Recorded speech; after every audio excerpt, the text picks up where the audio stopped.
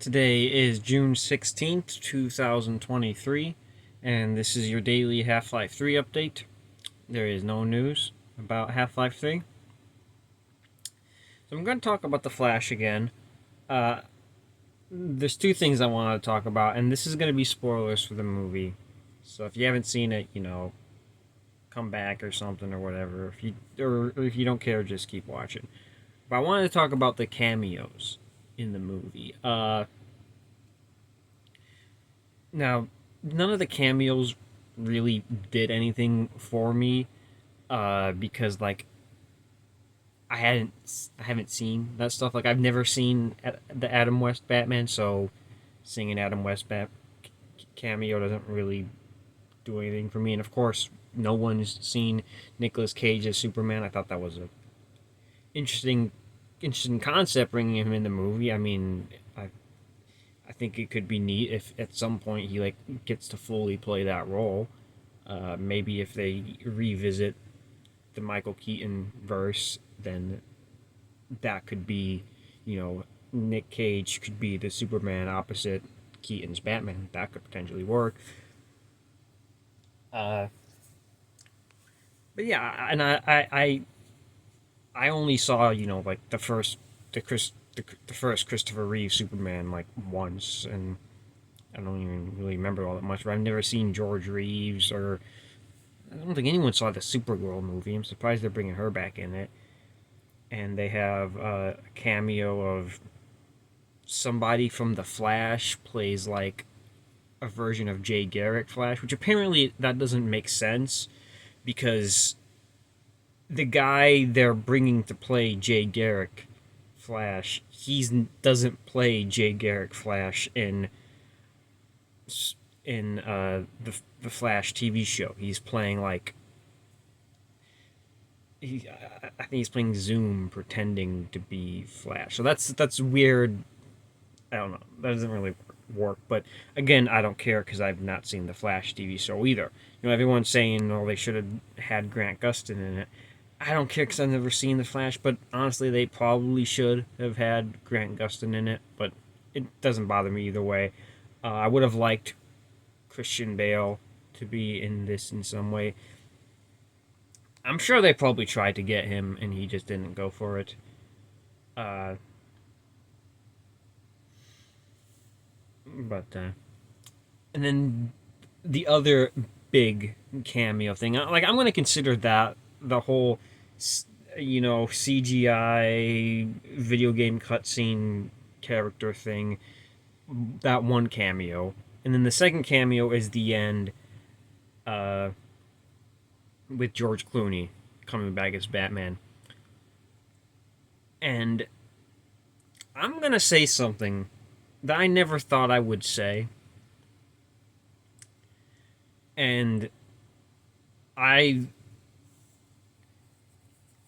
I think George Clooney should just be the new Batman in the DCU. I never thought those words would come out of my mouth, but I honestly think that he should just be the new Batman. I could totally see that happening. Uh,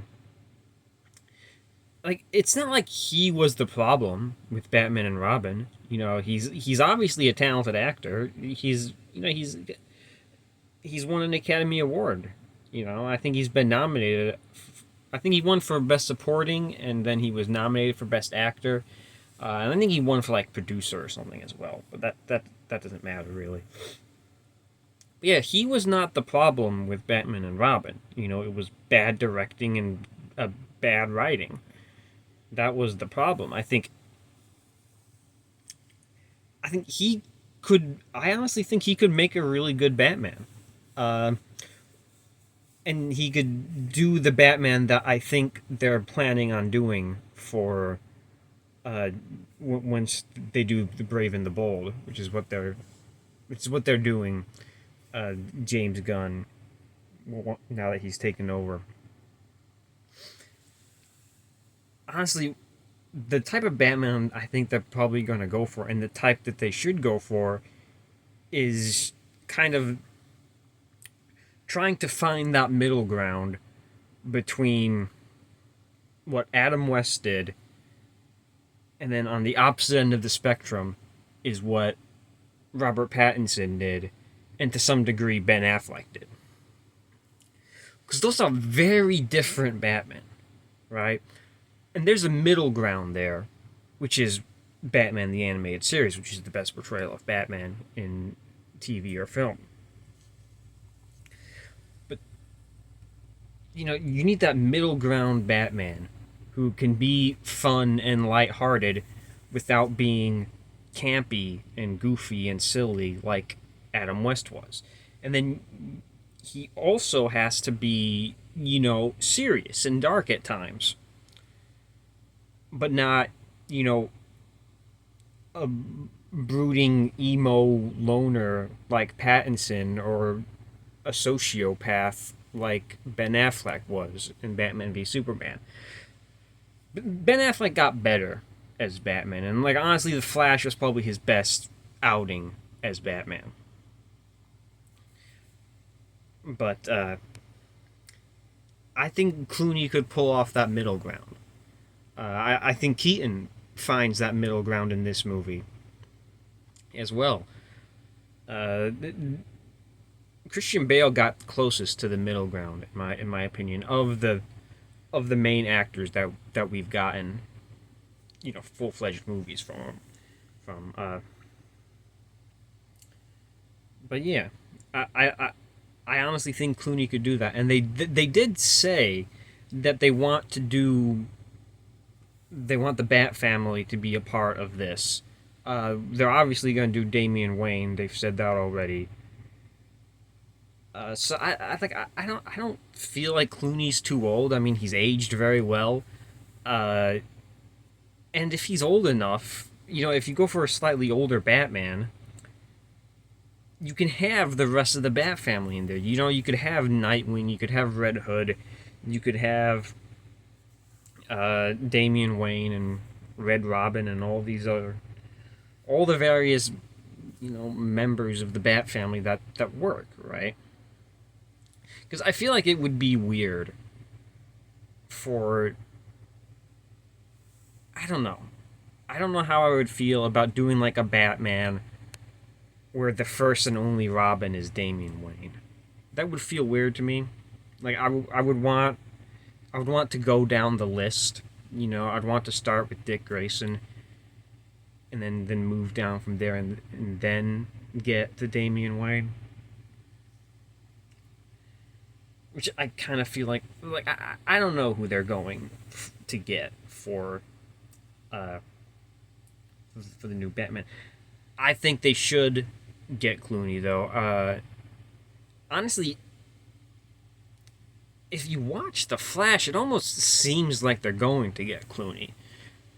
Because I've read what James Gunn has said about The Flash, and he described it as Flash resets the timeline, we know, but he describes it as Flash resetting the DC universe, which leads into Blue Beetle, which he's described Blue Beetle as being standalone enough that it works in the DCEU. He said Blue Beetle is basically the first DCEU character, right? Even though Superman Legacy is the first DCEU movie, Blue Beetle is the first character. And he pretty much said the same thing about Aquaman 2. Like Blue Beetle leads directly into Aquaman 2, and then Aquaman 2 will lead into the DCU official.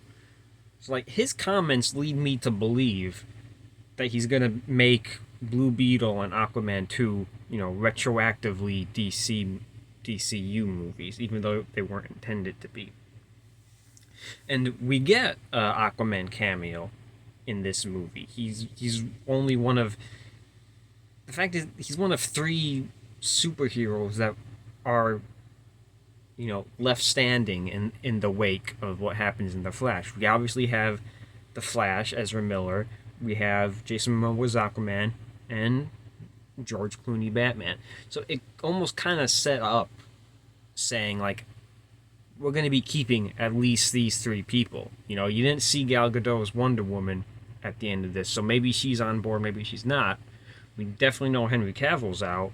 We definitely know Ben Affleck and Michael Keaton are out. Maybe it'll be George Clooney. Maybe it'll be someone else. I don't know. I think it should be George Clooney.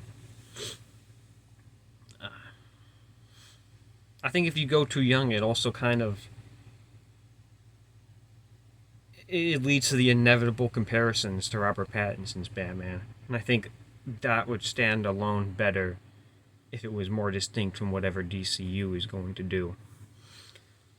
But I don't want them to go darker. Like, I'm tired of the dark and gritty Batman. Like, he doesn't have to be that. I think people take too much stock in the Dark Knight Returns. Like, that doesn't have to be how Batman is. Batman can be lighthearted. Like, it's okay. And that especially works with Justice League. I don't see Robert Pattinson's Batman becoming part of the Justice League like that. I don't know. It's a lot longer than I intended it to be, but yeah. And that has been your daily Half-Life 3 update for June 16th, 2023.